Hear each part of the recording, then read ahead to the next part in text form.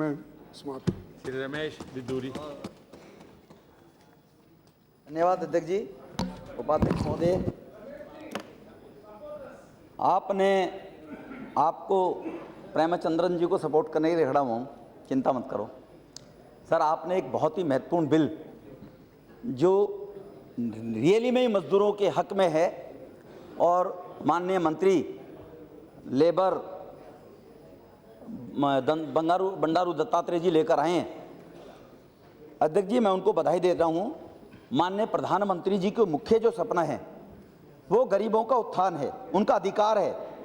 इसी कड़ी में फैक्ट्री एक्ट 1948 के अमेंडमेंट में 2 सेक्शन अभी खड़गे जी जो बोल रहे थे, सेक्शन 64 और 65 को अमेंड किए जाए। उसके बारे में जो उनके ओवर टाइम मजदूरों का होता है वो एक फिक्स कर दिया गया है, वो मैं डिटेल में बताऊंगा।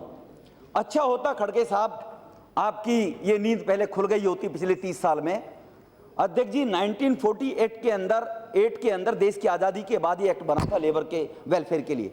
उसके बाद 1949 में बना, उसके बाद अमेंडमेंट उसमें 1954 में हो गया, 50 में हुआ, फिर 54 में हो गया, 54 के बाद फिर 63 में, 65 में वो गोवा और पांडिचेरी के बनने के बाद हुआ। 1976 में last time labour amendment bill last time amendment हुआ 76 में। 1977 में इन्होंने नारा दिया था गरीबी हटाओ देश बचाओ। 1977 में 25 साल हो गए। 25 साल में सरकार में बैठे बैठे इनकी तनख्वाह बढ़नी चाहिए नेताओं की, इनकी गाड़ियां कोठी बड़ी होनी चाहिए थी, इनको फैसिलिटीज मिलनी चाहिए थी, लेबर को उसके अधिकार मिलने के लिए 25 साल में खड़गे साहब की पार्टी की नींद नहीं खुली। दिल्ली के अंदर 1600 फैक्ट्रियां केवल ओखला औद्योगिक क्षेत्र के अंदर है उपाध्याय जी। उन 1600 फैक्ट्रियों में जो मजदूर काम करने आता है वो साइकिल पर चलकर आता है। इनकी सरकार ने 15 साल दिल्ली में सरकार में रहने के बाद उन लेबर के लिए कुछ फ्लैट बनाने की योजना बनाई। जब योजना बनाई और वो फ्लैट बनाने शुरू करे तो वो भी एक उसी परिवार के नाम से कि इस देश के लोकतंत्र में, आजादी में हम तुम्हें भिक्षा देते हैं गरीबों को, हमारी मेहरबानी है। क्योंकि रेलवे स्टेशन, चौराहे, मेट्रो स्टेशन, अंतरराज्य ये तुम्हारे एयरपोर्ट सब उसी खानदान के नाम से रखे जाएंगे। उन फ्लैटों का नाम उस खानदान के नाम से रख दिया। अच्छा होता ये गरीबों के हितैषी होते तो मुलायम सिंह जी चले गए जयप्रकाश नारायण के नाम से उन क्वार्टरों के फ्लैटों के मालिकों के नाम रखते, बाबा भीमराव अंबेडकर जी के नाम से रखते जो गरीबों की लड़ाई लड़ते चले गए थे।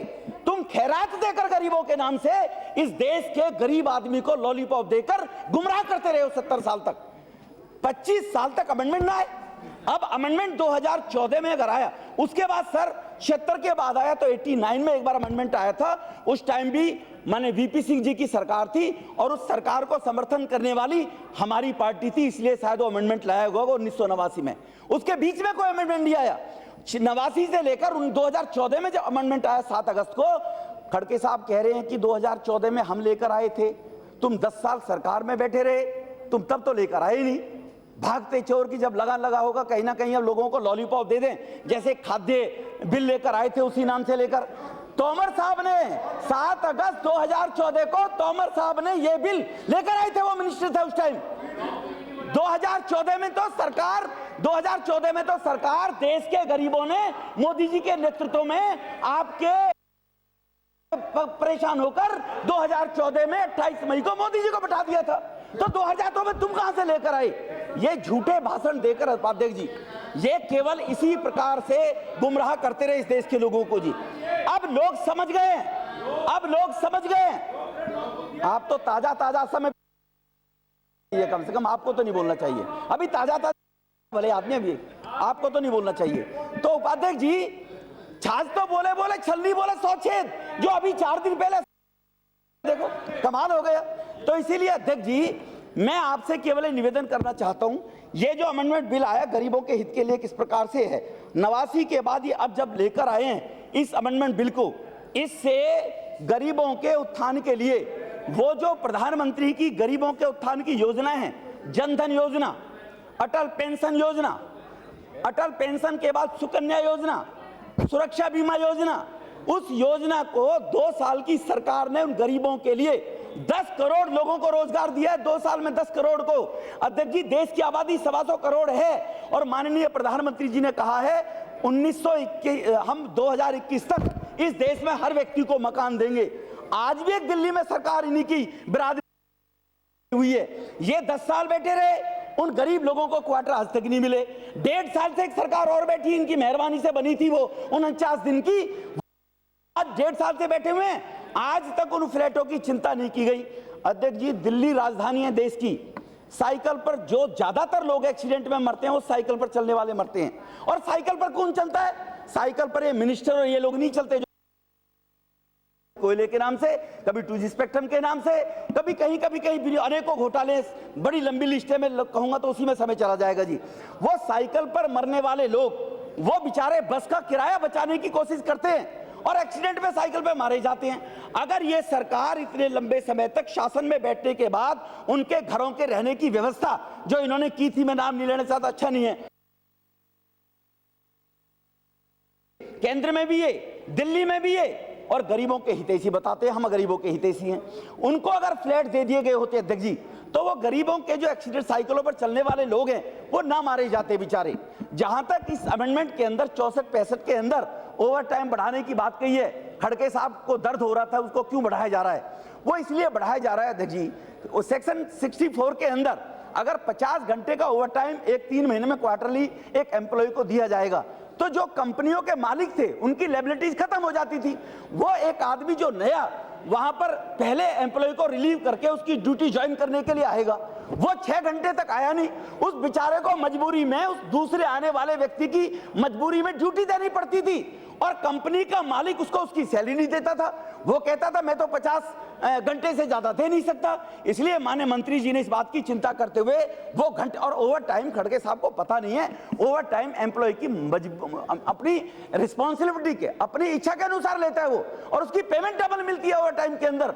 और ये लोग तो देश में लोग तरक्की ना कर पाए, देश में लोग बढ़ ना पाए, इनकी जी हजूरी करते रहे। आज अगर इकोनॉमी की ग्रोथ बढ़ेगी, आज इंडस्ट्री के अंदर अगर एम्प्लॉय को ओवर टाइम का पैसा ज्यादा मिलेगा, वो ज्यादा काम करके अपनी गरीबी को दूर करने का काम करेगा।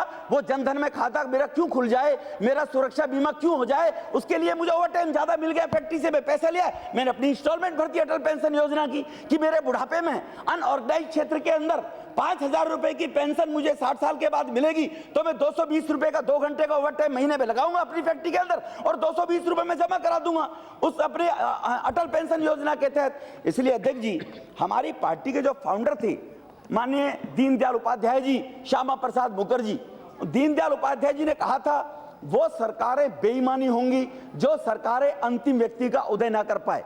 अंत्योदय योजना चलाकर अंतिम व्यक्ति का उदय होना चाहिए, इसी चिंता को लेकर बाबा भीमराव अंबेडकर जी ने ये रिजर्वेशन की बात की थी। उसी के कारण रिजर्वेशन हुआ कि एक व्यक्ति जो पीड़ित है, वंचित है, दलित है, उपेक्षित है, उसको उसका हक मिल जाए। और अटल जी की सरकार के टाइम अंत्योदय योजना शुरू की गई, और आज देश के प्रधानमंत्री जी ने योजना चलाई। इनको तो ये तो बेचारे डेफिनेशन भी नहीं जानते अंत्योदय योजना क्या होता है। खड़गे साहब की पार्टी तो अंत्योदय का मतलब है पंक्ति के अंदर सबसे पीछे खड़ा हुआ व्यक्ति, पंक्ति के पीछे सबसे खड़ा वही व्यक्ति होगा जो बेचारा कमजोर होगा। एक फिल्म देखी थी अध्यक्ष जी मैंने, अमिताभ बच्चन उस फिल्म के अंदर हीरो थे, और जब वो जेल में जाते हैं तो कहते हैं, थाली में डंका चम्मच बजाकर बोलते हैं कि लाइन वहां से शुरू होती है जहां मैं खड़ा होता हूं, क्योंकि उस फिल्म के अंदर वो सबसे ताकतवर व्यक्ति दिखाया गया है। तो लाइन इन लोगों के पीछे खड़ी होती थी, जहां ये खड़े हो जहां लाइन शुरू हो जाती थी। अंतिम व्यक्ति को इस बात की चिंता सताती थी, वकील साहब इस बात की चिंता सताती थी कि हम भंडारे लगाते हैं, हम नवरात्रे में और पुण्य के काम करते हैं, भंडारे लगाते हैं, सड़क पर पूरी हलवा सब्जी बांटते हैं। सर हम कोशिश करते हैं हर व्यक्ति को मिल जाए, हम कहते हैं लाइन में लगकर खा लीजिए, लेकिन फिर भी लोग लाइन में ना लगकर टूट कर पड़ते हैं। क्यों टूट कर पड़ते हैं? क्योंकि जो लोग लाइन में लगे हुए उनको डर रहता है कि शायद मेरे नंबर आने तक ये खत्म ना हो जाए, इसलिए वो लूटपाट होती है। इन लोगों की यही स्थिति थी। अगर उस अंतिम व्यक्ति को ये चिंता मुक्त कर दिया जाए कि आप टेंशन ना लो, हमारे पास सफिशिएंट माल है, आपको भी खाने को मिलेगा, तो वो उपद्रव ना करेगा, वो लाइन तोड़कर आगे नहीं आएगा, उसको अंतिम व्यक्ति कहते हैं। देश के प्रधानमंत्री जी ने चिंता करते हुए जनधन योजना के तहत, सुरक्षा बीमा योजना के तहत, मुद्रा बैंक के तहत जो योजना की है कि अंतिम व्यक्ति को दर दर की ठोकरें ना खानी पड़े। 50,000, 5 लाख, 10 लाख बगैर श्योरिटी के लोन मिलेगा। किसको मिलेगा? अब वो इनके मुख्यमंत्री के बेटों को तो लेने जाना नहीं पड़ेगा जी, वो तो उन गरीब आदमी को लेना है बेचारों को, जो गरीब आदमी झोपड़ी में रहता है, उसके पास उसकी गारंटी कोई देता नहीं, गरीब है, ये ना चुका पाएगा तो मैं जेल में क्यों जाऊंगा। प्रधानमंत्री जी ने कहा इस देश का हर नागरिक ईमानदार है, हमें उसके ऊपर भरोसा करना चाहिए, बैंकों को भरोसा करना चाहिए, उसको रोजगार की व्यवस्था देकर हम काम देंगे, पैसा देकर तो वो हमारे लोन को चुकाएगा। ये भरोसा किया तो एक गरीब के बेटे इस देश के प्रधानमंत्री ने भरोसा किया।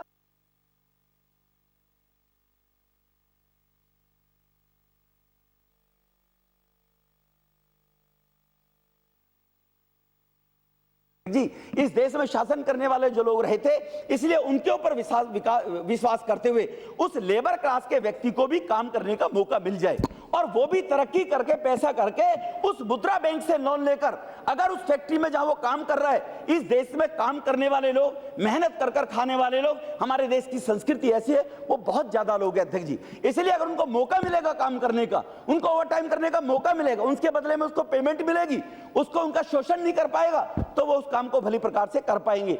दूसरा अध्यक्ष जी, वो मजदूर जब काम करता है, उसको एनवायरमेंट, अगर टेम्परेचर ठीक नहीं मिलेगा, वो बेचारा 3 या 4 घंटे में थक जाएगा। मजबूरी में मैं आज भी आप दिल्ली देश की राजधानी में दिखा दूंगा सर, मैं एक फैक्ट्री में 300 400 एम्प्लॉय काम करते हैं, उनके तन के ऊपर बनियान होते हैं सर। बनियान इसलिए होते हैं कि गर्मी बहुत ज्यादा होती है, सफोकेशन बहुत ज्यादा होता है, लेकिन उसको बच्चे का पेट पालना है और इसलिए वो बनियान में व्यवस्था करता है। आज यहां इस बिल के अंदर उन लायबिलिटीज बढ़ा दिए उन उद्योगपतियों की कि तुम्हारे को अगर इस परिस्थिति में पाया गया जहां मजदूर जिस टेम्परेचर के अंदर काम कर रहा है और वो टेम्परेचर उसके अनुकूल ना हुआ, तो उसको इस मामले की सजा होगी। इस कानून इस बिल के अंदर उस कानून की व्यवस्था की गई है कि केवल वो शोषण ना करे गरीबों का, उनका खून न चूसे, जिस प्रकार से गुलाम भारत के अंदर अंग्रेज चूसते रहे थे, उनके अंदर उनके कपड़ों की व्यवस्था, उनकी ड्रेस की व्यवस्था, उनकी सुरक्षा की व्यवस्था, अच्छे पीने पानी की व्यवस्था। वो खड़गे साहब को दर्द हो रहा था 25 साल में, हमने तो सोचा नहीं, हम तो केवल इसी चीज से काम चला लेते हैं। और इस देश के गरीब आदमी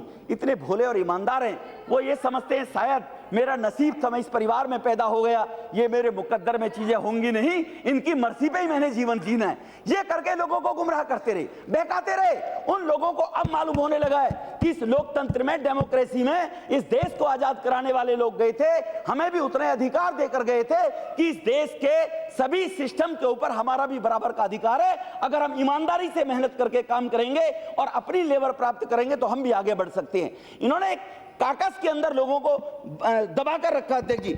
इसलिए उपाध्यक्ष जी, इस बिल के माध्यम से, जैसे मैंने आपको पहले बताया था, मैं खड़गे साहब ने भी जो बताया था, बात कही थी, मैं उनसे एक बात और पूछना चाहता हूं।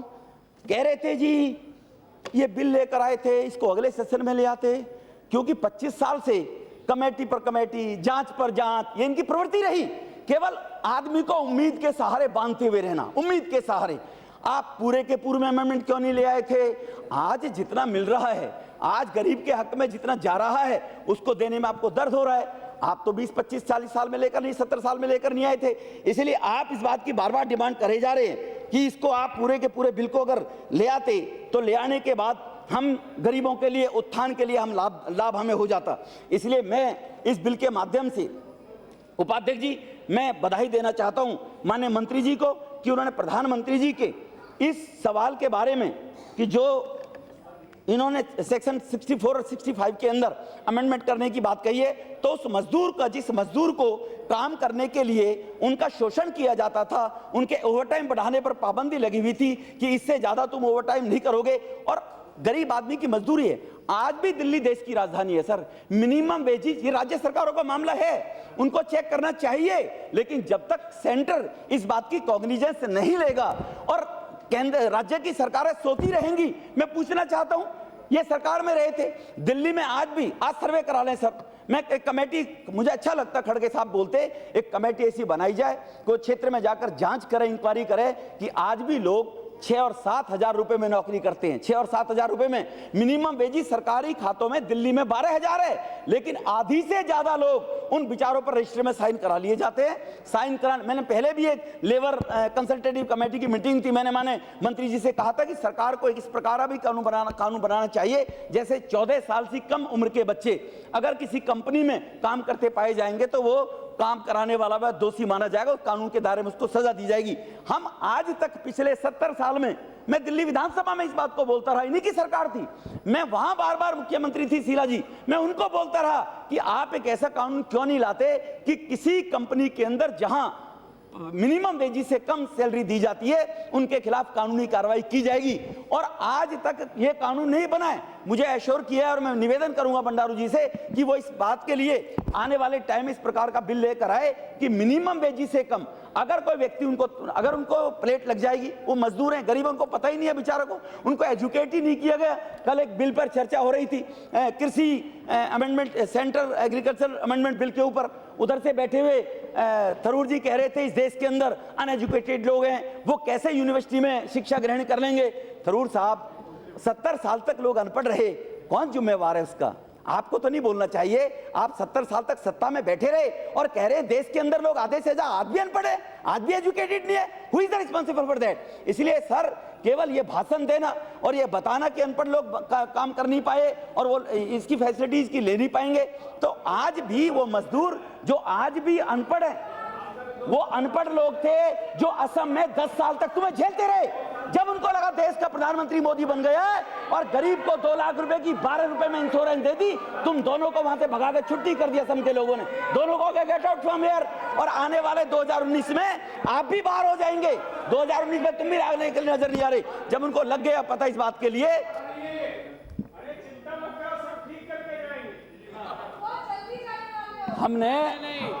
हमने तुम्हारी अध्यक्ष जी इनकी मेहरबानी से नहीं बने, इनकी मेहरबानी से नहीं, इनके कुकर्मों से बने हैं, इनकी मेहरबानी से नहीं बने। इनके कुकर्म रहे कि देश की जनता ने पहचाना और उस बात को पहचान कर हमें यहाँ पर बैठा दिया, तो आपकी मेहरबानी से नहीं बने। बोलते हैं जब गरीबों की बात करते हैं तो अच्छे दिन नजर नहीं आ रहे। अध्यक्ष जी इन्हीं के बुरे दिन लाने के लिए तो लोगों ने यहाँ पर बैठाया है भारतीय जनता पार्टी को। अच्छे दिन तो उस गरीब वर्ग मजदूर के आने चाहिए थे, जो गरीब मजदूर को उसके हक के अधिकार की बात करने के लिए देश की शासन सत्ता में बैठने वाले लोग उसके बारे में सोचें। इसलिए मैं इस बिल का समर्थन करते हुए भंडारू जी को बधाई देना चाहता हूं और उन गरीब लोगों को जो 70 साल तक ये फैसिलिटीज नहीं दे पाए थे, प्रधानमंत्री जी ने टाइम बाउंड 2021 शब्द बोला है, 2021 तक इस देश के अंदर स्वावलंबी आत्मनिर्भर देश का मजदूर होगा और देश का नौजवान होगा। इन प्रकार के, जैसे मैंने कहा है कि 4 योजनाओं से 10 करोड़ लाभार्थी अगर 2 साल में हो जाएं, ये देश की जनता को देखना और सुनना पड़ेगा आपके माध्यम से उपाध्यक्ष जी, ये मानना पड़ेगा।